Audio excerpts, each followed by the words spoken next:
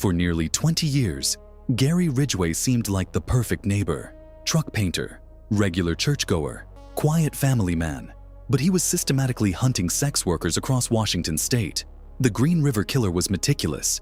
He'd dump bodies in remote locations, then return months later to move them, contaminate evidence, throw off investigators.